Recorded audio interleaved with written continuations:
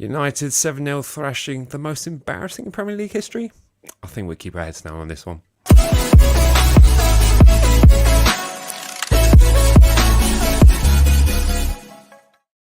Alright, hello and welcome to the MatchDayVlogs YouTube channel. As always, please remember to smash that like button, hit subscribe, because it really does make a difference to the channel. And we're approaching 4,000 subs, so it'd be really great if we could hit it live on air tonight. So if you fancy sharing the video right now and helping us cross that milestone, it'd be greatly appreciated. On tonight's show, we are going to be previewing the upcoming game at Old Trafford against Manchester United, and what kind of team can we expect? Will there be a massive backlash after their 7-0 drumming at the hands of Liverpool at Anfield? We'll also be having a look back at our win against the Foxes. We outfoxed the Foxes. Perhaps a less than convincing win, but a win nonetheless. And we'll also be having a look at potentially what would be a perfect finale for Theo Walcott as he comes to the end of his contract in the summer.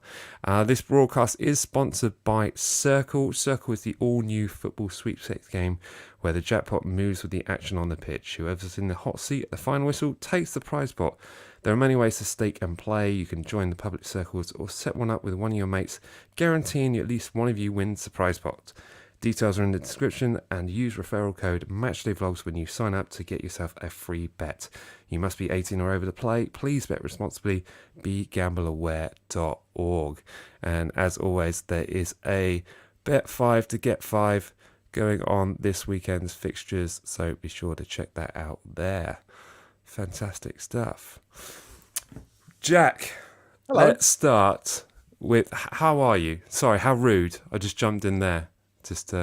I like how the show's gone like so professional that we have this nice intro now, and I just get to listen to you just like, here we go, this is what we're doing, knowing full well in the next 10 minutes we're gonna go so off of that. But I love to hear it. Yeah, mate, all good. We got the grid map. Exactly that. You know, I'm feeling good this week, ready to I'll be honest, like, you know, it's been a long couple of weeks at work, so I'm as happy as I am that we're playing away, because I get a nice weekend off. I am like, oh, would have been nice to go and scream and shout after how much fun we had at Leicester. Even it was good. You know, I say fun. The last 20 minutes were probably some of the worst of my life, but agony. But it was agony, right? It was awful, but it was so much fun. Leaving that ground and like feeling that positive and be able to come home. The fact that it's 5:30 as well, so when you weren't getting home too late, so you could be like, you can sit in it. But I think we all did the same thing when we got home, super pumped and excited, and then just passed out because I couldn't take any more. It was quite the buzz, and I think everyone who leaving the stadium, as you said, was filled with jubilation for the first time in the league since August 2022.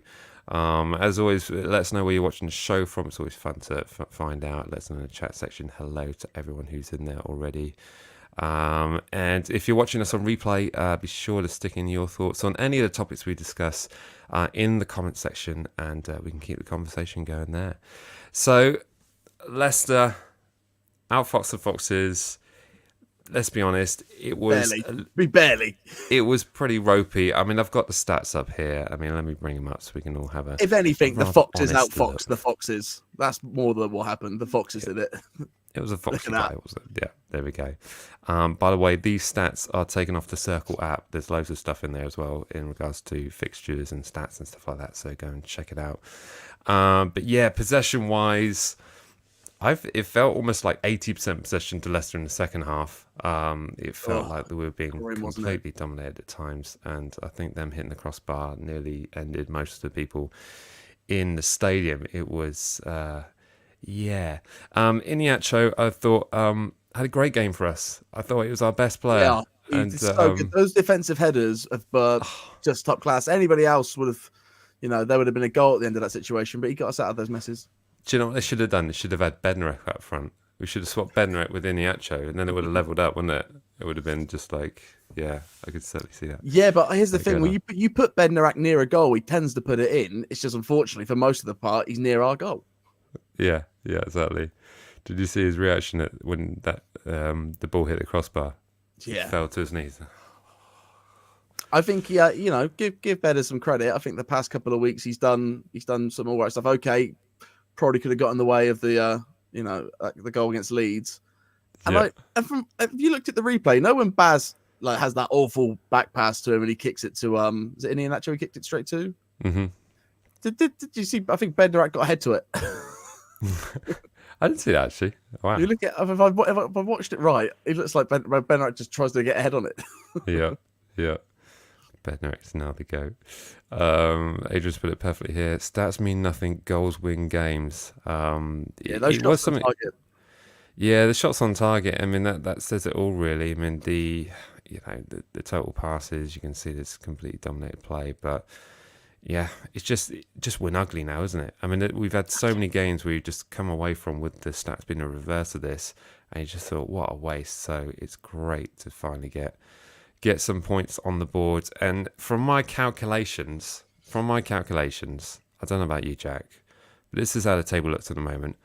From the remaining fixtures that we have, of which we have, how many left? Is it 13 more games? Yes, yeah, 13 more games.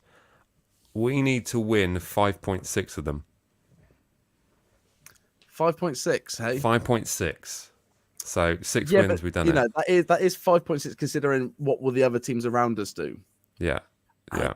I do see slight more stagnation to the teams around us. It's kind of hard to tell right now with Ruben because, the game against Chelsea was amazing, and then you have Grimsby. You're like, okay. Then Leicester feeling good again, although we should have probably any other day we lose that match because of the chances that given. Mm-hmm. So it's like, right, but there are sparks in the team now, and that's enough to maybe kick them on. So maybe are we in the slight extension why there are teams that are still flatlining? And it's hard to say. Like West Ham, I still going back into it. Yeah. Leeds, I kind of see dropping into it. And Dyche with Everton is 50-50 for me. Like I can't. So far, they do look like I think they might scrape out of it, which I think will be a problem for us. The way they look at it, though, that's the problem. Yeah, the way to look at it. I mean, I say we need 6 wins. We've won 6 games all season, so we won 6 games out of 25. Can we win 6 games out of 13? But we still have to play Bournemouth at home. We still have to play Crystal Palace at home. We've got Nottingham Forest away. We've got West Ham United away. And I know it sounds crazy, but I even think Brentford at home. I think the next game. I think obviously we'll get onto that. Probably, but I do think that's where that's points there. Well, looking at our home fixtures, I think we've got obviously up next at home. We've got Brentford next Wednesday. That will make the preview on Wednesday kind of interesting, won't it? So we've got Brentford at home next Wednesday. Then we've got Spurs shortly after.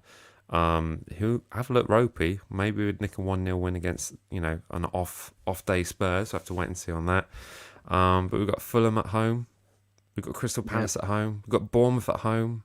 I think that's you got to look at those ties and think like use our home advantage. Sellers has said a lot that 11 man, and to be fair, I really do think the last couple of games at St Mary's. Mm-hmm. The crowd has been there. Yeah, it has been there, and they've reacted to what's going on with the game correctly every single time. Yeah, but they remain being just it's been fantastic the past few weeks. The voices, the noise. Yeah, it's been there. Everyone backs people back Sellers. We all want it to happen. The voices. No, everyone's in great voice, and everyone saw the relief that it was on Saturday night. Liam puts it right here. Our position is really those days, but if we're getting results, then who cares? Exactly. 6 points from 3 games. Excellent point. Yeah, 6 points from potential 9. I mean, that's mid-table pushing for Europe form, isn't it? Yeah, beautiful. I will say I hate it when I see those tables. Like if you go from the past 5 games, this is where Southampton's like, yeah, great, but we're not. But we're not. So put that away, please. Put that down. Exactly. Justin reckons it's going to be Bournemouth, Leeds, and West Ham to go down. Do you know what? But looking at all of those clubs around us, could be anyone. Could be absolutely anyone. Anybody the way up the Palace. Yeah, I think that's fair. I mean, I'd love to be in Palace's position with 27 points instead of 21, but it's they're getting those ones by drawing games and not losing to teams around them. I mean, imagine if we hadn't lost to Leeds, it would look kind of similar to what it does now, but a little bit less worse, wouldn't it? So Exactly. anyway, dear, just going That is the thing when you see those 3 games in a row. You say Chelsea, Leeds, and Leicester. You think, 6 points would be amazing. Yeah. Okay, you lost at Leeds. Okay, you did get those points at Chelsea, so which we all kind of probably expected to lose that game. Yeah, absolutely. Oh, we got a birthday. Happy Oi, oi. birthday. Happy birthday. Grab So how yourself a about bit of cake. So how happy are you when you saw the news that Charlie Alcaraz didn't ruin his career from a knee slide? Can we talk about how good he was? Let's talk about that. And to do that, I've actually got the team that played last week, so we can actually talk about it properly. Wouldn't that be helpful to everyone to actually physically see it? Here we go. I'm bringing it in. So this is a team. Now, when you saw this lineup, Jack, was there anything you were particularly worried about from the team? Was there any surprises from the team lineup? I thought Maitland-Niles and Kyle Walker-Peters, at first glance, I was like, okay, that's to have them both on. But I do like the fact that Kyle he's on that left side again, because last season when we had Livramento on the other side, I thought it was a really tight system. I thought that's when we looked really good. And Maitland-Niles, he's funny, isn't he? He's 50-50 whether I think he's had a really good game and he's putting in the challenges and going forward well, or this isn't it at all. But I kind of think him and Walcott down that wing. Yeah, I think we both agreed. Defensively, it wasn't great, but then again, I thought Bella Kotchik kind of left them a bit high and dry quite a lot of the time and not coming over. And I thought, but on the attack, I thought those two were great down that wing. It was really, really good. And then I thought Kyle Walker-Peters and Sumala down the other wing was good as well. I think when he scores his first goal, that place is gonna erupt. Because even that little flick over he did over the wing, he just literally lobbed it and ran. It's like, that's football. That's some football. Well, he's just super quick, isn't he? Yeah. I mean, I think Walcott surprised a lot of people. I thought he had a great game, and he looked like he was there to prove something. And he almost, it feels to me like Walcott's become what Redmond was in a weird way. Like, he's got the skills to do it, but he's kind of, he makes one mistake and everyone's on his back. But what I will say, what he has, and this isn't anything against Redmond, what he had, but it's just that Theo does more, is he's more of a statesman in the team, isn't he? So he is Mr. Southampton. Yeah. And I think he's living up to that with his attitude. Yeah. And the way he's performing that in the past couple of games has been really great. But even before that, his attitude of he was always training, he was always there when he wasn't injured, and he's clearly having an effect on the younger players. Yeah. He's going to get his coaching badges. Do you know what I mean? It's almost, if he doesn't go into punditry, I think he'll probably come through that Southampton system a little bit with doing the coaching. So he is, and in this relegation battle, to have a player like Walcott with the history and the knowledge and the, he's a proven Premier League, which is what we're always crying out for. But he also has the heart. He has the heart. He has the heart of the club as well. Like, I will say, I went to the stadium tour on Sunday after the game. We saw the pictures, Jack. And I'll be honest, I was so sucked in by just like when you go to the what was it? I can't remember what the room was called, but where they have all the sort of the press suite, or it was dedicated to all the youth and like the academy. And I did post a picture of there was a painting on the wall with Theo and Gareth Bale and Ward-Prowse. So it was like, yeah, man. It was. I think it said we don't buy greatness, we make it. Along those lines. It's like, yeah, and to have that on the pitch at this time of the season, and the fact that he's performing, that's perfect. This is exactly what you want. Yeah, 100%. 100%. Mark brings up becoming I just want to see Armour getting on the pitch ahead of Paul. What was wrong with going for a second goal? Do you know, we chatted about this during the game, didn't we, Jay? It was almost like we didn't have a striker during the whole game. And, I say that in the sense that you know, Shea effectively set up Alcaraz for the goal like this. It was almost like we're playing with a false nine the whole time, Yeah. that no one was really hanging up. And I was thinking, if he was to bring on Nacho, effectively that would put us the man down, because there's no way that we would have had Tall Paul coming back here helping out defensively and doing all those kind of things. It was almost like we were never set out for that. So I'm not sure what's going to happen in the coming games, and when we get onto our predicted 11 for the Man United game, but you kind of got to think that maybe we're going to be playing with one up top, and who's that going to be? We'll get onto that. But Here's the thing: it's, you know, I think Shea's always been best taking the ball down and knocking it on. Mm-hmm. And you know, when in the height of the Jones era, it was when that, you know, Prowse was attacking a bit more. But it's quite clear that Alcaraz is better in that position, and his runs off the ball are perfect for Shea. For Shea to get that ball on the halfway line and have Alcaraz making those dynamic runs and those really, you know, aggressive, progressive runs. He's quick, isn't he? He's so quick, and there's such smart plays, and he's got great timing as well. Like he was never getting caught. He wasn't never offside. He was always in our half, sprinting into the position, and that's perfect for Shea. I think Paul could probably do a similar job if the line's high enough, and he's not, you know, if we're having a good game, he doesn't have to track back as much, but Shea's got that aggression coming back and going again. And I do think those two wingers are perfect for that system as well. I think if they can start cutting in a bit more, you know, a bit like, you know, a well-run Liverpool squad. You know, I think it's going to be such an exciting team for the rest of the season. If this stays healthy and fit and starts fighting like we think it will, it's almost like the perfect scrappy team. If we can get those centre backs sorted, though, I do feel. Well, I was going to come on to that, because I think that was my other big surprise. It's like this guy. Yeah.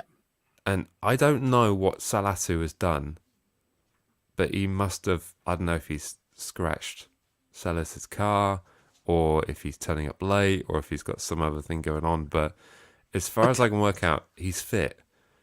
And I don't know what's going on there. So that's the only confusion for me, because I would say Salasu and Arnold Bella-Kopchak are our best centre-back pass. You know what I think it is? I honestly think it comes down to, you know, it comes down to maturity, and like it comes down to the track record in the league, or it comes down to you need to mature players there. And to have Salasu and ABK is a very young centre-back partnership. And I think we're going to, I know they are, but they're all, but with Baz as well, and what's in front of him, I think it's just a shaky three. Yeah, but you can't tell me Bednarek and Baz ensure confidence in each other. No, they don't, and this is why we're going to keep revolving. Like it's if we just had one centre back that was like, right, he is the solid one, he's going to be 10 out of 10 every time, and Sally is probably the closest to that. But you know, you still see those bits of naivety. You know, that's why, you know, Sally's best games this season, I kind of think, might have been in the back three. Yeah. Where you had the other two, you know, helping him. But he does support I think he supports the fullbacks better than either of the other two. It's difficult. Difficult. Because, you know, ideally, I would think, from the performances that we've seen on the pitch, it would be Sally and Salazar. Yeah. From when they were playing well, that's what you'd think. But quite clearly, that's not right. We've all seen that, yeah. So, yeah, no, it's an odd one, but I thought I'd just bring that up, because I think that was my only other shock. Right then, shall we move on to the actual preview of this show? Yeah, go on then. Shall we do that? Let's do that. Do you want to quickly just about Bazzi's flappiness as well? I know he didn't concede, clean sheet, good job. But he doesn't inspire confidence coming out for stuff. No, and also that weird goal kick situation where the kind of goal kicks are just atrocious, aren't they? Let's take a moment and talk about goal kicks, because do we have to? I mean, a little bit, because there's like it did get to a point against Leicester where they just had to be like, right, we just have to kick this, because this, whatever this is, where Bednarek takes the goal kick and then Baz might kick it long or go short. It's just like, kick it long or go short. Yeah. One or the other. It was awful. I hate whatever that they think that is. Yeah. I don't get it. I don't get it. But we're not the only team to do it, because I've seen plenty of those. Yeah, but those teams don't have like Bazunu and Bednarak. Do you know what I mean? True. Like, look at this. Was this a birthday present? Christine's got a Gareth Bale's old R8 Spider. That's quite a flex. That's a heck of a flex on this show. I mean, I've got an Audi, but it's not an R8 Spider. That's something else. I don't like spiders, and I just get Mike to give me lifts places, so it kind of looks like I've got an Audi driver. Yeah, I haven't got an R8. Like and subscribe so we can get there. Fantastic. Yeah, no, I think you do bring a good point. But we're complaining about Bednarek and Baz, but it's our first clean sheet at St Mary's in the league all season. Yeah, it was. But they didn't have a shot on target. Yeah, but let's say through no help of their own. Like, yeah. No, it's true. It's true. I did what I see this, like, Baz coming out and flapping probably put him off of that header. Probably, but wouldn't you have rather he punched it? Yeah. Wouldn't you rather he made sure? Yeah, or he connected to it. But oh man, that's terrifying. That would have been worse than that Brighton 1-1. Do you remember that one last season? Oh, you weren't there, were you? I don't remember. I was there all by myself. Are you talking about the free kick? Yeah. Why would you mention that? Well, that like hurts me deep down inside. Sorry, I'll keep it light. Let's drop that one there. Right, we are going on to Manchester United at Old Trafford on Sunday, a 2 p.m. kickoff. A kickoff that was moved from Saturday, 3 p.m. Because of Manchester United's involvement in the Europa Conference League. They're Europa. Yeah, they're in Europa. Okay, who have they got again? Betis. Great club from Seville. So they'll be playing on Thursday night, obviously wanting to blemish their blushes from the defeat against Liverpool. If anyone saw the TikTok that I put up earlier in the week of the film 7, rather amusingly, it's got more shares than it's got likes, with nearing 1,000 shares.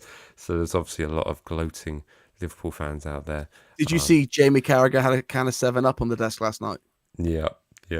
Class. It's quite something. Dropping the number 7 into everything. But of course, we need to be careful in this greenhouse whilst we throw stones, don't we, Jack? But we did discuss earlier about how deafening the silence was in regards to, there's plenty of sympathy out there for Man United. I'd say, this is just a blip. Blip. But let's not forget, they had 11 players on the pitch. 11 players. And were they expensive players? Were they first team starters as well? They were first team. I think they were, Jack. Yeah, I think they were all first team starters. And how many goalkeepers did they have on the bench? Just the one. I think it was probably just the one. Just the one. Just the one. Okay. And then no youth team. No youth team. And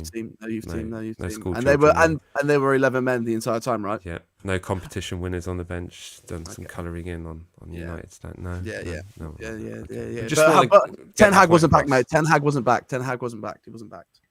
No, he wasn't. He wasn't back. But yeah. The Glazers are, everyone knows, the worst owners in the league. Yeah. They're the worst owners in the country, I do believe. Are they not? Or maybe the world. Exactly. I'm just sure all those people that sell Norwich City scarves are going to be in the money, aren't they, for the next few days? Getting that one in there. But did you see the game, the Liverpool game? No. I've watched the highlights. I've seen what it was, and I honest to God think it is a more embarrassing result than our one. Yep. It is. It is, and it is. like I said to you, I don't want to be the harp on of the poor us, but when it was 9-0, it was like, this Southampton team, what's going on? It's over. Yeah, and then with them, it's like, it's just a blip. It's just a blip in the road. They learn from this, get better. Yeah. It's just like, oh. Yeah. It was something hilarious about Gary Neville saying, "Welcome to Liverpool TV," as they went off air, to be like, welcome to top 6 TV, my friend. Like, welcome to the club, I guess, a little bit. Well, the Liverpool bias on Sky Sports is ridiculous. I mean, how they allow Carragher to pundit on all the Liverpool games is just like, hello, hello, hello. And don't even get Oh, started nuts. on the overlap, right? Where's the invite, Gary? Yeah, yeah, Huh? we're on it. We're on it. Don't worry. I actually enjoy watching the overlap until I see those fan ones. I'm like a red and white in there. Yeah, yeah. Cool. No calls coming yet. No calls coming yet. But we're gonna get to that. We'll get to that. If we can hit 4,000 turnout, is it? Yeah, I've had a text from Gary said if you hit 4,000 subs on tonight's show, you're in. There we go. There we go. So, but in terms of what I saw, I thought there was a catalogue of errors from United in many of those goals. I thought Liverpool did play on there. Oh, look at that. Come on, man. We're back. Don't worry. I thought Liverpool did play well in the second half, but there were plenty of errors from Manchester United. Yeah, let's hope the confidence is completely shot and they get a little bit of a bump tonight, so they let their guard down on Sunday.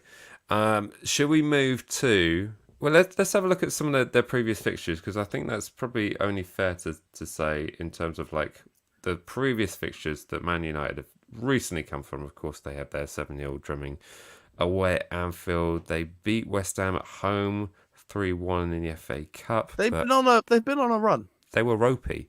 They were ropey in that. I mean, they were 1-0 down until Even in the Newcastle had moments. yeah. They were 1-0 down until the 77th minute, of which there was no goal, and then in the 90th and 95th minute, they came back to win. Yeah, but here's the thing. That all does sound like they're not they're all right, but they're okay. But against Southampton, right, own goals, Yeah. sneaky last, but it all adds up to be. I think they might come at us. Yeah, maybe. Here's the thing: when I see like a Pep team, like if I see City coming to Southampton, I'm like, well, there's no way, because they're brilliant. Yeah. And then when something like that, like the 2-0 game happens, you're like, wow, we've achieved something there. But when United come, I'm like, I think we could beat them, but because it's Man United and they're just arses, there's nothing that like it just happens, doesn't it? Like no matter what, I don't think Southampton have never broken that United curse. Like I still feel every time I play United, I'm like, for God's sake. I might come, I might think they go on a run. Even at their very worst, we would lose to them. Well, I think it comes down to this, and I'm going to bring up the stat board from where is it? Here it is. I've got it. This one here. Pulled it off the Circl app. Go check it out. And if you look at those tiny numbers beneath goals, they scored 41 goals. They've scored a lot of goals, but they've conceded 35, but I think that's only fair to say it was 28 before Sunday. So, but Marcus Rashford's arguably in the best form of his life. Before the that's what worries me fixtures. when there's players like that are on a streak. Even like after that,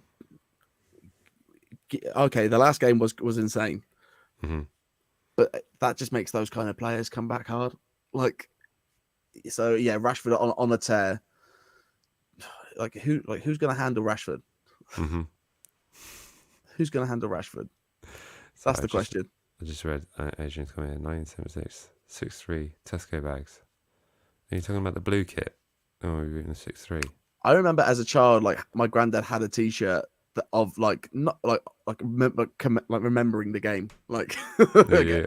and it bought outside the stadium T-shirt. Like from the game the next week. Wish I still had that. Yeah. I believe last season it was a 1-1 draw, wasn't it? Was it 1-1 draw? Shea Adams' goal. I think so. Maybe.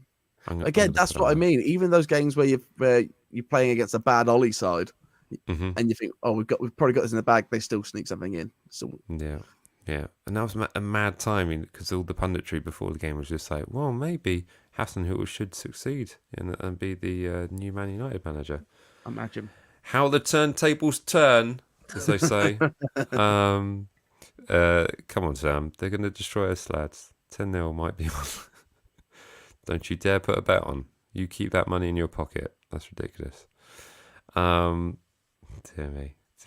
although there is something beautifully football about, we've had bad results against Newcastle. Newcastle, knock us out the cup comfortably, then lose to United, and then we beat United. Do you know what I mean? Like that feels very football. I'd like to sound that. That sounds nice. That sounds very football. It does. In a roundabout way, we win.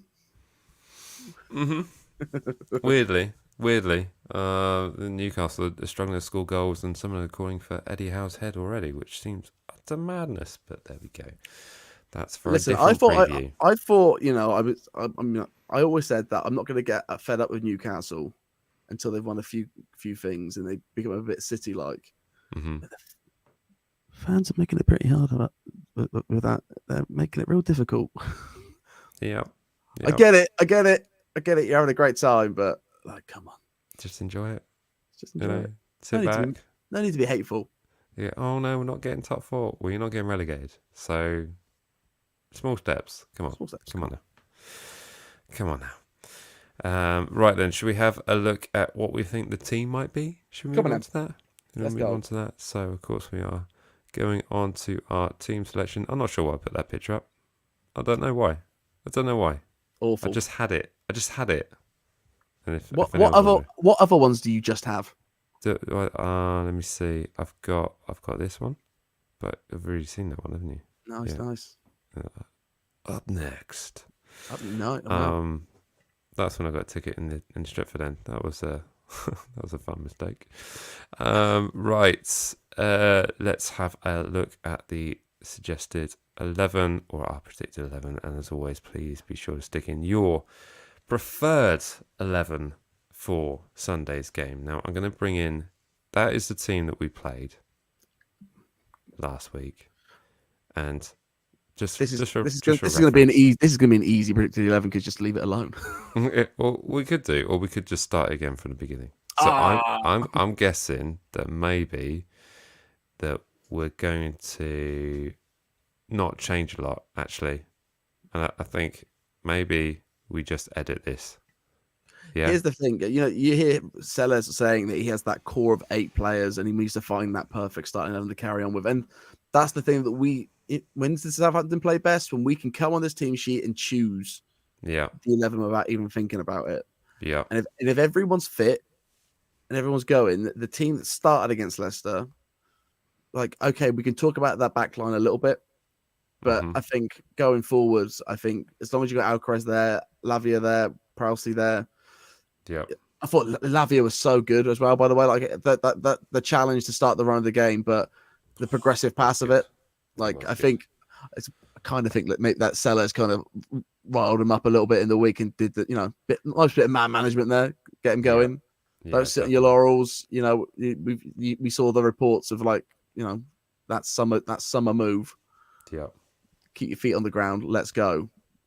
And you saw then Lavia at the end of that game. Yeah. Tugging on the badge. Felt right. It was good. Right. I mean, I still don't think that Lavia is back to his best just yet. I still think there's more. I still think, in terms of the player that we saw against Chelsea in August last year. I mean, until he went off injured, of course, that's probably. Here's the thing. Granted, he's had the injuries, but he's not had an assist yet, and he's only scored one goal, and he scored a goal, which amazing. It was going to happen. It was amazing, but since that goal, there's not been an assist, and there's not been another goal. Okay, he won the challenge against Leicester, and that's what we need to see more of. Yeah, we need to see him to be involved in those plays, and in with the goals. I think the only other way to think about who we're going to be playing on Sunday is who they're up against. So, do we think that Peru's going to come in because he's got a bit of pace to him and he can dart past? How physical is Darlow and Luke Shaw going to be? How much of an aerial threat is Lisandro Martinez going to have? And all those kind of things but I still don't think he messes too much with this team. I don't see. I can see an Onuachu start purely because of that size. Okay. I just think him again. No, those boys at the back there. But for Shea, Shea, that's the thing. Shea, that hold up play. But also, if if Onuachu is tracking more, if he can just track a little bit better, his hold-up play is just as good as Shea's. Yeah. Saying that, Shea's that ball from Shea can knock a through ball through, like, Yeah. Because that's the it's problem. I difficult think I just don't see. I don't see Shea being sacrificed after the performance that he had on Saturday. I don't know. keep him on there, mate. Let's go to. Now, Let's go to chat. do we think Alcaraz starts? Because he was out. They said he'd be out for 4. Obviously, he'd be fine. He'd be clear to play for the weekend, but he's not been in training. Or do you think Sellers? Or do you think he just has he has so much momentum going from last week that just do what you did last week, go into this game with that? I think he's included at all costs. Yeah. I think in terms of the performance he gave, I do worry for his how do I put this, discipline, because he, some of the pundits are saying he should have had a red for that challenge on the Leicester defender. I'm not sure it was a red, and I think only the pundits are only saying that because they're probably on the receiving end of one of those challenges that probably hurt, and they were thinking that's a well. Here's the thing: we've seen so many of those sort of red cards given where it's just the studs are high and he's gone over the ball. But when that challenge, he hadn't gone over the ball, the studs were pretty low, and it's quite clear he was playing for the ball. It's definitely a yellow card. Yeah, and he knew it. He knew it exactly. He knew it as well. So I don't think there was so much. I think that was just an actual accident. Because apart from that, I've not seen any too hot-headed decisions from him. Yeah. Liam saying agree about consistent lineup. About time someone figured out the best 11. It's real tricky. Alex saying here, Peru should play left back if fit. Kyle Walker-Peters should be right back. I kind of like that idea. Here's the thing. That's always been the strongest for me. But there's something about, I don't know, I just feel like the defense always seems to be a bit better in those games where Kyle Walker-Peters is in that left slot. Yeah. We've seen it when they've seen them. I know, I'd rather have Kyle Walker-Peters in the right and Peru in the left. Yeah. Over Kyle Walker-Peters on the left and I was on the right. Mm-hmm. Oh, you prefer Kyle Walker-Peters on the right? I prefer Kyle on the right and Peru on the left, but because I know how good Livramento was on the right and those games where Kyle was on that left side. Yeah. It just seemed like it was. I know, right? I know. So, soon, mate. Soon he'll be back next season. He's going to tear a year without him. Nearly a year. Yeah, miss him so much, man. Can you imagine that? Imagine what it's going to be like when he comes back and he touches that ball. Yeah. Think of a player, right, that young, who's come in and made such an impression that every week they sing his name. Yeah. And he's not been playing for a year. Yeah. Every week follow. we will absolutely scream that man's name, and he's not played in a year, and he's 19. Yeah. 20, like madness. We love that boy.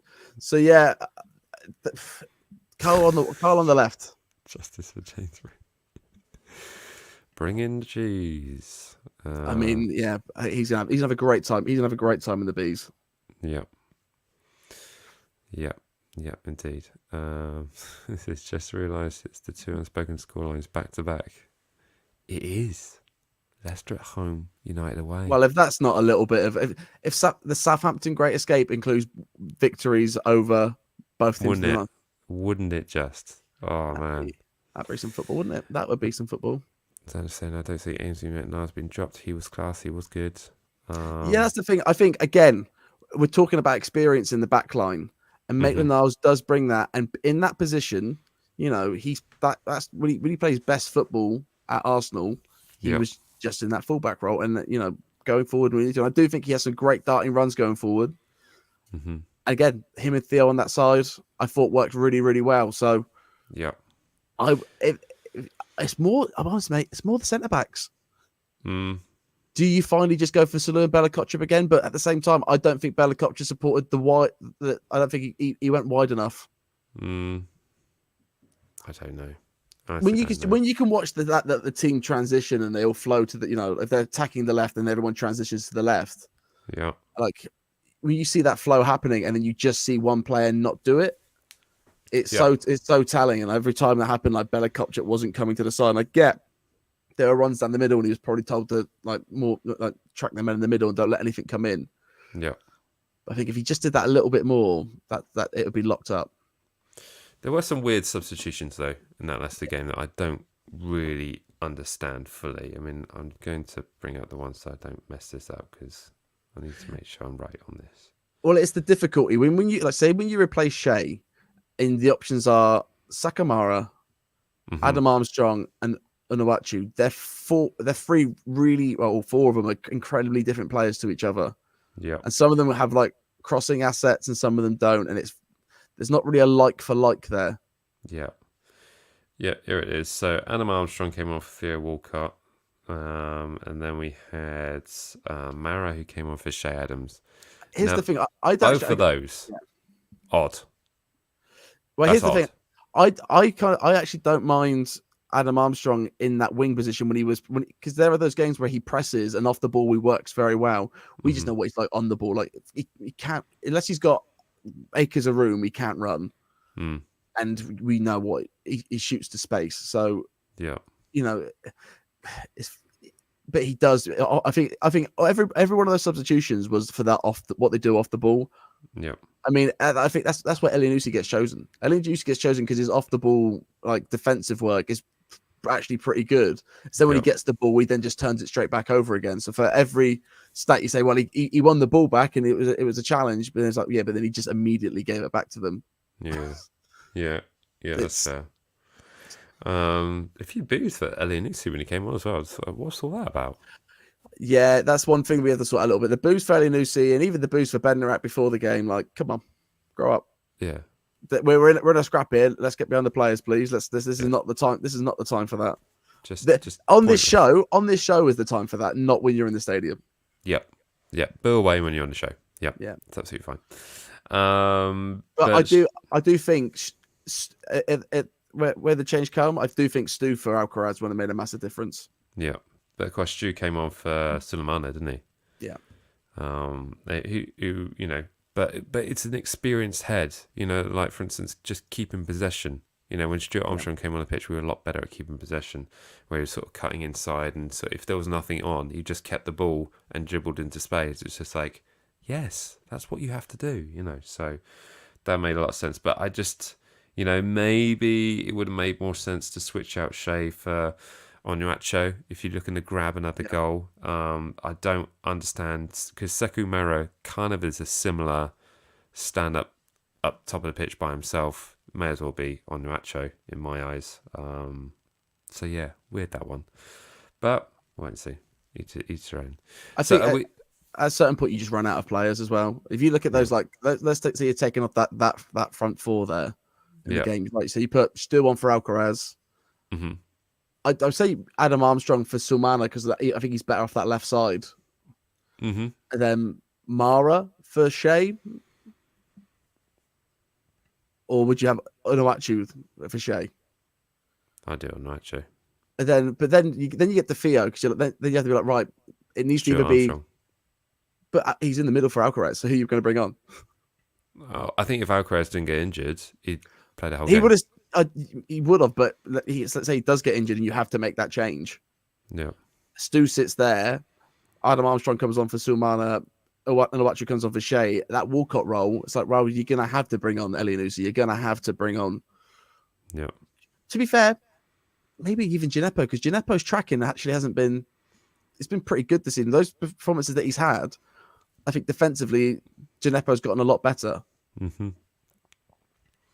Dozie's an option as well. Yeah. Dozie is also an option. I guess I think that's just again another experience thing. I think that's why you probably won't see a Dozie in a starting lineup again this season. Yeah. Just, I don't know what I thought about it, but very course at Man United just seems weirder and weirder by the day, doesn't it? Yeah. Really like that one. So yeah, I guess we're locking in now, aren't we? Is that what we're sticking with? I think so, yeah. Yeah, I think that's the. I mean, if anything, maybe Salasu washes to be honest, car and I would gets on say the pitch. I don't know. would say it's more likely if you're going to make that swap and Salasu will play. I think it'd be Bednarak and Salasu. I just think Bednarak's going to start now, unless something happens in training. Yeah. Unless we see something different in training and it does in it is Salasu and and AVK, but apart from that, what's that done here? Sorry, everyone. Salisu. They're gonna have a cup of tea and they're gonna make up. Say, I'm sorry, boss. I didn't mean to dent your car on the way in the car park. There we go. Right, we're locking that in. Yeah? Yeah. Is everyone happy? Have I just outraged the chat section? No. I think we've gotten away with this one. You start bending back in 2023, you're going to upset some people, but this is where we are. It's true. But it's what's probably going to happen. Right, there we go. I'm locking it in. We're done. We're done on it. Thank you so much for all your thoughts on that particular 11. We're going to now move on to our score predictions. This is about the show where you give our score predictions as close to what we think it's going to be, despite Jack's one last week, which was absolutely mad. But look what happened. Do you not think that energy brought it? Yeah. We not. Yeah. I told you all to visualize, and we got something out of it. So see, believe, achieve. That's what we did there. So as always, please be sure to stick in your score predictions in the chat section, and me and Jack will be going through those straight after we've given ours. It's definitely your go first this week, isn't it? Because of course you shocked us all with that absolutely mind-blowing yet energy restoring 6-1 prediction. Of which we got one of those and we didn't concede. So in a way, a 1-0 was almost as mental as a 6-1. Yeah, first clean sheet. Even in my 6-1, I said we concede. Yeah. So even in your wildest dreams, even conceded. in your happiest moment, you're like, yeah, but we'll concede. So that's all. That's worth 5 goals. So yeah. That being said, I can't bring that energy again. Someone else is going to have to do it because otherwise you do it every week and you jinx it. But saying that, I am going to go for a 2-0 Southampton. Ooh. Yeah, believe that. Do you know what? Believe those words I'm telling you. I put in what I thought you were going to say. Yeah. And I was one off. You saying 2-1? No, I thought you were going to say 1-0. Do you know what? It was in my heart of heart, but I'm saying 1, and then we finish the game because it's United. Like it. Okay, so you're going 2-0, yeah? I'm going 2-0. This is the start of the Southampton clean sheet run. We are not going to concede until the end of the season. Mic drop. Look at me catching my mic off camera. Look at that. Oh, hey. I've made a statement, and that is the statement that I'm making. We're dropping microphones everywhere. It's raining microphones. Southampton are not going to concede until the end of the season. It's bold. I told you I could bring that 6-1 energy. You could, absolutely. This another bold, energetic statement that maybe just get it over the line. So you're going with 2-0, a clean sheet. Can I have your goal scorers, Jack? Can I push you for goal scorers? It is going to be... You're going to say it, aren't you? You're going to say it. I know what you can say. It's going to be an Alcaraz brace. Ooh. Okay. I didn't see that coming. I like it. Yeah, I know what you think I was going to say, but I'm not saying it just because I want it to happen. I know. I don't want to jinx it either because it would be amazing. At the home of David Beckham as well. It would be quite something, wouldn't it? Right, so Jack's going for a 2-0 with an Alcaraz brace. What does Mike think is going to happen? I'm with you at the 2. Despite the fact that we've scored not many goals all season, we've scored like 20-something goals in the league all season. I'm going with 2, but I think we're going to concede. So I'm going to go with a 2-1 because Marcus Rashford, isn't it? Marcus Rashford. To be fair, he is doing it for the kids. Yeah. I guess I give a clean sheet to the kids, but really I wouldn't. Yeah. State of youth today, mate. Not a chance. Nick a win. Look at us predicting an away win at Old Trafford after a very wounded United. I'm going for a 2-1. And I fancy Alcaraz to get another goal. And who else do I reckon I reckon Shea. Nice. Deserves Shea. it. Shea's the sort of player that can sort of scrap out a goal and turn and spin and hit it, and it's going to go in off the post just like the one last season at Old Trafford. That's what I'm going with. That's what I'm going with. Or an Onuachu from a corner, just raining over that entire defence. Yeah, we scored 20 exactly all season. Yeah. What do you know? Right. There's some mad ones in here. Okay. Where do I begin? Yeah, let's be fair. I am bringing out a certain vibe for these score predictions now, and that's what I want. You're bringing confidence back. The more I say them, the less draws I see. Yeah. Okay, I think I've got to the top. Just beneath this one. Moyes poo. I mean, we did say you could boo on this show and not at the stadium. So to be fair, we did say that. So and unlike Chris from Leicester Till I Die, that will keep us monetized. So yes. I think I'm allowed that one. Yeah. The YouTube bots will be watching. Right, let's start with MK12673. It's going for, I'm guessing, a 7-0 Southampton win. Let's go with that. Christine, it's going for 4-0 Southampton. Quite, I love that.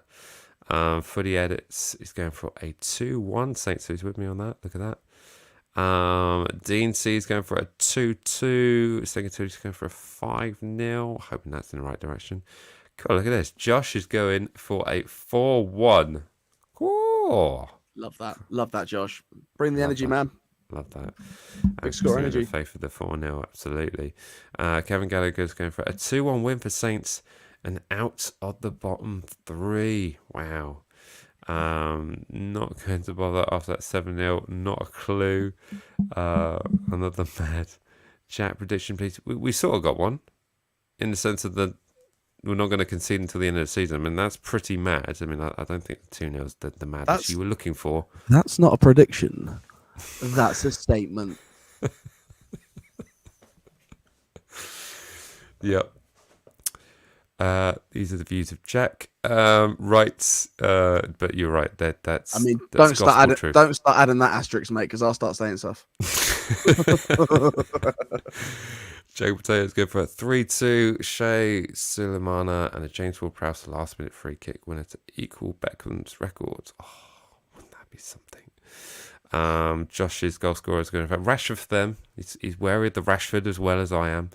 Ward-Prowse, Adam Sulemana, and Bednarek. Ooh, a header from Bednarek from the back post. I would say, in current form and everything going on, if Bednarek scored the winner. Are we getting Bednarek shirts?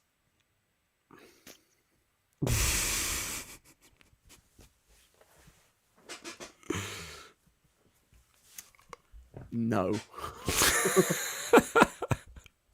We're going to get Yanni B shirts. Oh, yeah. Okay, there we go.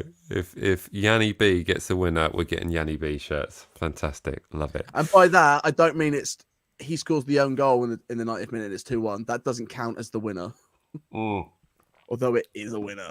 Yeah, don't make us do that. That'd be awful. Keith's going for a 2-0 James Ward-Prowse free kick and a penalty.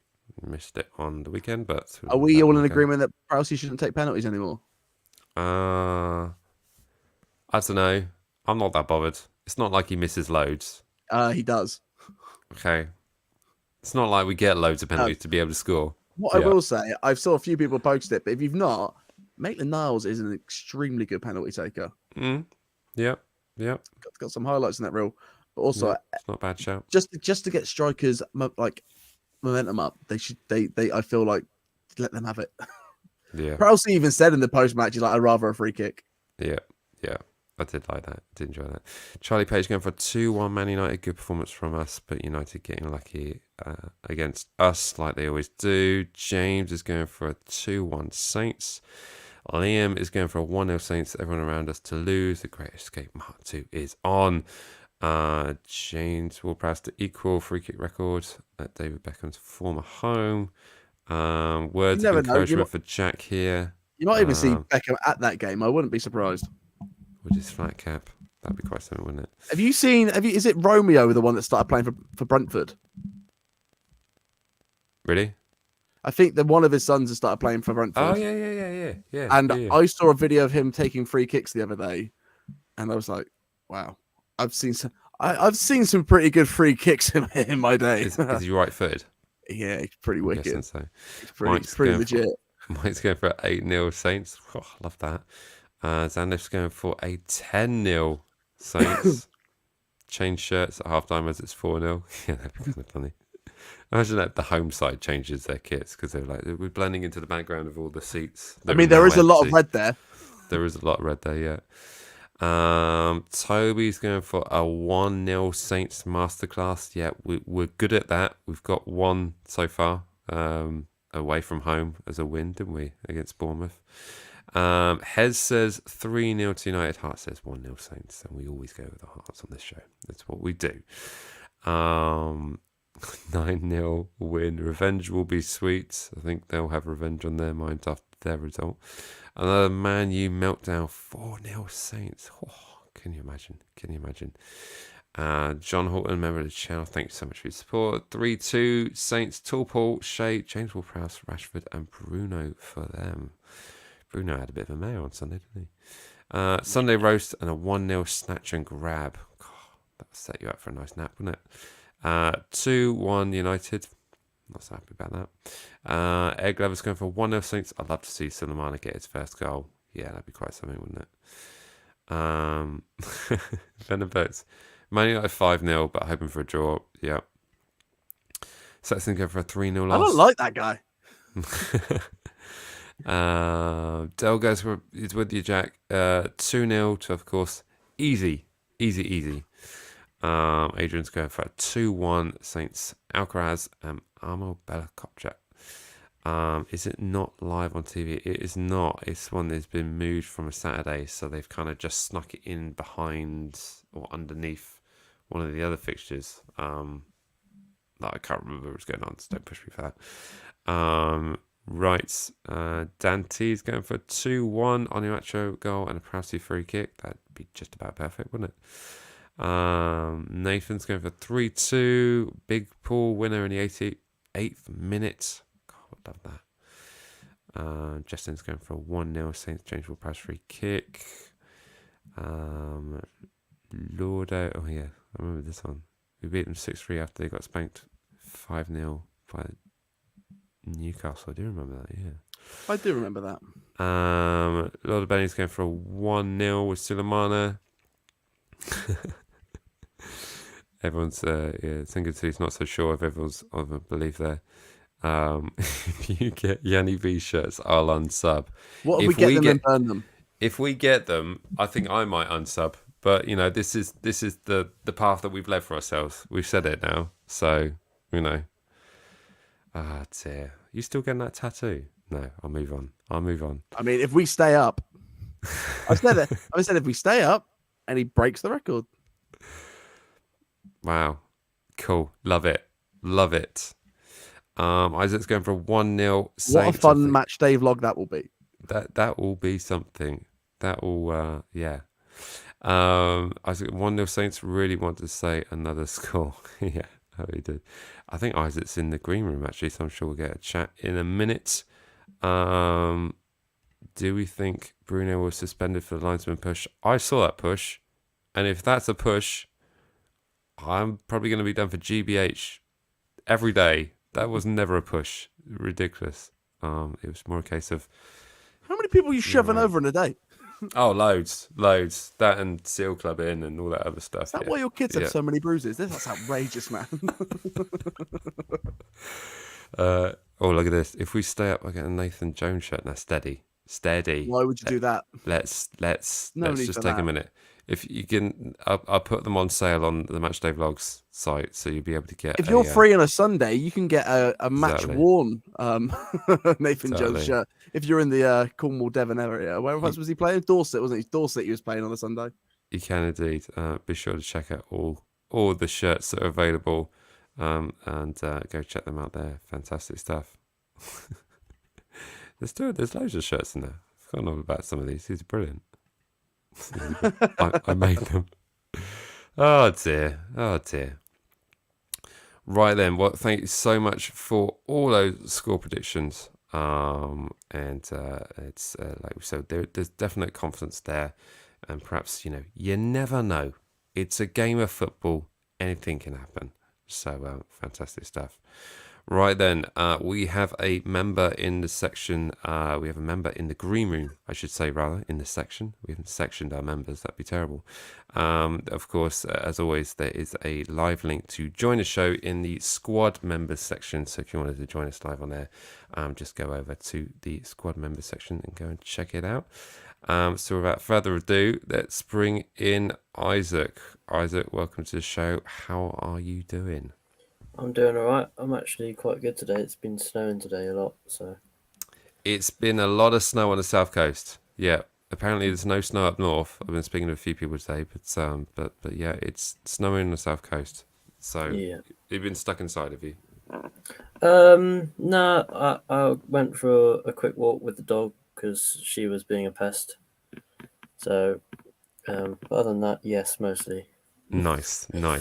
So what did you make of the win at the weekend? Were you convinced? Any standout players for you? Anything else that you are looking forward to seeing this weekend against Man United? Alcaraz was good until he decided to injure himself with the celebration. Yeah. Why do Injured players himself do knee slides? Like just down there, didn't he? Literally skidded right in front of us in that part of the pitch. It's Yeah. it looked painful. It looked really painful. It almost looked like his knee socket popped out. But So, but is yeah. he available for Man United? As far as we're aware, the scan came back and there was nothing serious. I think there was perhaps Just a bit of couple bruising, I think. Yeah, Sellers have 4 days. Yeah, so I think he's in contention, and I'm sure with the way he played, that he'll definitely be wanted to be included in the side. That's for sure. Yeah. Now I don't normally do this on live, but I would, Bednarek. Yes. So right, I have a few problems. Don't we all? No, as a centre back, you have two jobs: one to defend the goal, and two to pass the ball out from the defence. If you can't do either of those, you shouldn't be at centre back. It's fair. He doesn't do either of those. You're right. The ball got lofted over from Leicester quite a few number of times, especially when they were getting desperate. They tried to loft the ball forward so that their pacey players could then travel and try and press our centre backs. Well, Bednarek had two options. He could either chest it down and pass it back to the goalkeeper or hoof it out.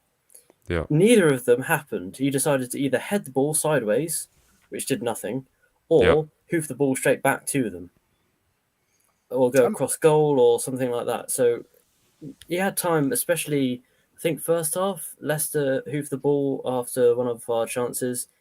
He had time to chest the ball down and pass it backwards to the goalkeeper. Instead, he just decided to hoof it up in the air and run backwards, and that does nothing. Mm-hmm. It's just simple and basic, but he just doesn't carry out any of them. Yeah. Were you shocked in the sense that, Bednarek, who couldn't get in the Aston Villa defence, came straight back to Southampton and just walked straight into a back four? Yes, because Aston Villa start Tyrone Mings. Yeah. Yeah, Point. kind of answered my own question there. I know. and I led you down that path. It's almost like, say this, please. But no, I think you bring up an excellent point in terms of distribution, but I have to say, I'm not sure. I mean, Baz doesn't have great distribution. And like I say, Bednarek doesn't have great distribution. With the likes of Ainsley Maitland-Niles and Kyle Walker-Peters, they are players that can get the ball out and, find a pass. But yeah, I kind of like we're missing. Dare I say it? You remember that time when Vestergaard used to just ping the ball to Kyle Walker-Peters? Do you remember those when Vestergaard was good? Do you remember that? Yeah, first half of 2021 season, he was pretty good. Yeah. As diagonal balls. Yeah, I think our best pairing personally would either be Dianco and Bella Kotchap or Salisa and Bella Kotchap. Okay. I mean, I'm always Filianco. Forever and always Filianco, even though I know it's wrong. Guys, the liability. Come on. Right, hang on a sec. Right, Dianco, when he plays, he's got energy, and that's exactly what we want. And plus, he, on the right day, he can be pretty good with his passing. He tries to look forwards before he looks sideways or backwards. Yeah. He's got passion. He will throw himself in front of the ball. I mean, what more do you want from a defender? He's going to give it his in all. the penalty area. That's Yeah. what I want. No handballs in the penalty area. I mean, I am amazed he hasn't got that red card yet. Like, It's true. It's true. I don't know. It might be wild, but it's just a suggestion. Yeah.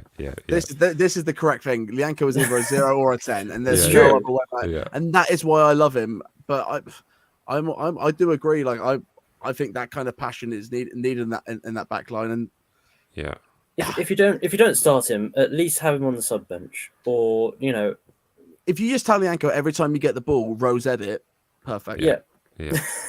I mean, like for instance, I mean, there was the handball against Grimsby. There was also that mistake against Nottingham Forest, which led to the Forest goal.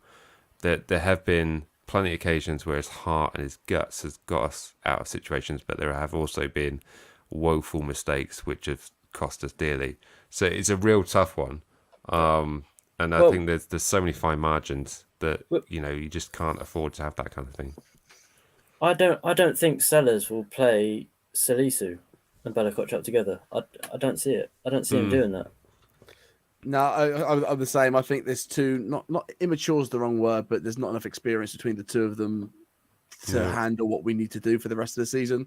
I mean, that might change. We might, they might start this weekend and suddenly we see it.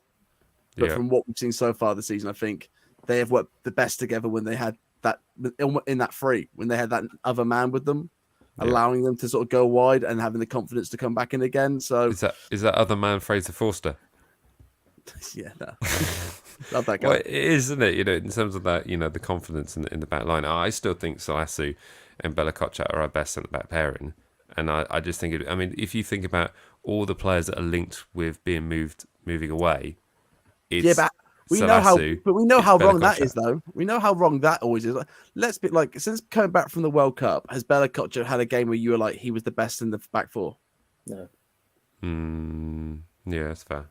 But because he did get injured, and again that hasn't helped either. So maybe he's not fully fit, and yet he's still playing through it. So yeah. Oh, it's one of those things. Sorry, Maitland-Niles. I've heard a lot of praise about him. I have a sort of problem. The ball gets played out to the left quite often. Leicester like to ping it from right to left, and that's what you typically do against a 4-4-2 because you want to shift that shape over to the right or the left, wherever you are. Maitland-Niles did not close down the man. He left Theo Walcott to do it. Yeah. Him and Theo, like I said, defensively weren't it, but then they were kind of left without Bella Kotchap with them as well. Bella Kotchap wasn't tracking back to that side with them as much as that's probably that, and that does cause Theo to have to come back way more. Yeah. Well, if Maitland-Niles were to press that out wide, Ward-Prowse or Lavia would drop in. Yeah. So you would prefer, by saying it, you would prefer to see Peru in the left back and Walker Peters in the right back? Yes. Yeah. Maitland-Niles just doesn't do the work defensively. Yeah. For me. Yeah. He was all right, and he wasn't as bad as some others. I think Ward-Prowse was pretty terrible. Yeah, there's moments. So to finish up, Isaac, we need 6 wins. Are we going to get them? We need 6 wins by what logic? That gets us to 40 near points. I think 40 could be dangerous. I think we need 42. So we need more than 6 wins. He's not wrong. Potentially. He's not wrong. I think 40's going to get a point where 40 isn't enough. Let's be honest here. The bottom 3 are all on 21 points. Bottom 2. Are they? Yeah, Everton have got 22 now. Have they? Unfortunately, yeah, but they played a game more than us. Oh, well, that's fine. Yeah, Best so chance we're 6 points off Palace in 12th. Who have we got? We've got West Ham. West Ham away at some point. Yeah, Crystal Palace at home. We've got Fulham at home. Brentford. At home. Yes. Good. Excellent. Excellent. Staying That's up. the spirit. We're staying up, as Isaac has now said it. He's done the maths. Fantastic. He's worked it out for us. Good stuff. Well, thanks ever so much for joining. Much appreciated. Cheers, Isaac. As always. Cheers, Isaac. See ya. Fantastic. There we go. Isaac said it. We're staying up, everyone. It's happened. Staying up. Congrats. We did it. We did it. There we go. There we go. I guess it's time to have just one quick last chat about this man here. Because I kind of want to give a bit of time, because of course he is coming to the end of his contract in the summer. I don't think it's something that's going to be renewed because he's really expensive. Yeah. So whether or not it will be into a punditry role or some kind of coaching role, but the question to you, Jack, would be: do you think he's got what it takes in terms of playing in the lineup until the rest of the season, or because we did like what we saw against Leicester, didn't we? We saw hard work and some creative play. If Theo can keep, let's say he plays 10 games, and 7 out of those 10 games he can play like he did against Leicester, yeah, I think he's the perfect man. Mm-hmm. And I also kind of think between him and Stu, you have 90 minutes worth of a really good winger there. Yeah. Whether you play Theo for 60, then Stu for 30, or you play Stu for 70. Either way, I honestly think between the two of them that wing can be locked down. Mm-hmm. And yeah, that's what I mean. Like I was saying earlier, the way that Theo is in the squad and the way that he obviously interacts with the youth and what he means to Southampton, all you have to do is walk around. Theo was all over that stadium, even whilst he was at Everton. Yeah. Do you know what I mean? Like he is loved so much here, and I think I'm sure everybody saw his interview after the game on the website. I think that's for a lot of people have made us all really go, Theo's the man. The way he talks, the way he says everything, he loves it being here. You know, that was that statement. I've always been here. You know, even at Arsenal, he was there. You know, he's the boy. Yeah, and I think he's now. It's great that he can show the youth in the team as well as everyone in the team that there was a point in this season where we're like, well, that's that we're never going to see Theo again. You know what stupid appointment that was. What waste of a contract. He's him just to be almost like a club ambassador. But now he's that ambassador and he's getting on the pitch again. He showed everyone that if you put in the effort and you put in the hard work, think of all the adversity he's had to come through in his career just to play through injury. Yeah. I think it was, I can't remember if it was at Everton or Arsenal when he scored and he just ran over to the medical staff. Mm-hmm. And you're like, that's the kind of guy Theo is. Theo will sink his hands into the club and, let it be known. He's a great figure to have in the team. And now for the past few games, you've seen it on the pitch and we all want Theo we all want him to be Theo. Yeah. We want Theo Walcott to be that the player that we loved in 2007 as much, that we wanted that. And we do. And if he can be a part of a great escape team and tip his end of his career with that. What a legacy. What a legacy. Yeah. 100%. Yeah. Yeah, I think that pretty much mirrors my thoughts on that. I mean, I think, from what we saw against Leicester, I thought he had a lot of quality on the ball. And a lot of composure, and I just see him as being a great asset. Is he a better player on that side than Stuart Armstrong? Is he a better, is he better, in terms of like quick and pace with Gineppo, or it's just another option for us to use. And I think with that experience and that Mr. Southampton figurehead kind of stuff, it's a good time for him to come into form. If Theo has a great game at United, I'll run naked through Weston. There we go. That if you do that, I'll unsubscribe. That's worse. Fantastic stuff. And I think on that bombshell, we'll draw this episode to a close. But thank you so much to everyone who's joined us live on the show. In the chat session. Obviously, if you're watching on replay, please be sure to stick in your thoughts in the comments section. And it's always fun to keep the conversation going. But yeah, any last final thoughts before I bring the curtains down? I'm now in this awful position where I'm really excited to go to St. Mary's on a Wednesday night. We'll be there next week. This time next week. And I know what that it's that feeling called hope, Mike. Is it there? Starting to feel it. Starting to feel it. Yep. We're not conceding until the end of the season, baby. Woohoo! There we go. We're not conceding until the end of the season. Fantastic stuff. But like I said, thanks so much for joining us. As always, remember to like, comment, share, and subscribe. Me and Jack will see you in the next one. All right. See ya. Bye.